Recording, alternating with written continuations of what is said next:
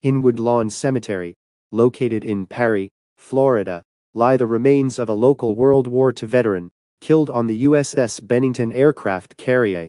At 0600, on the 26th of May, Bennington began launching aircraft for the qualifications. 10 minutes later, white smoke emanating from Hangar Bay 1 caused Captain William F. Raburn to issue to general fire alarms, and within seconds a series of explosions rocked the ship when the port-side catapult accumulator burst and released vaporized lubricating oil, which was detonated by some unknown heat source. 103 officers and men died, and over 200 others were injured, most of them severely burned, the second highest casualty count in the post-war peacetime U.S. Navy.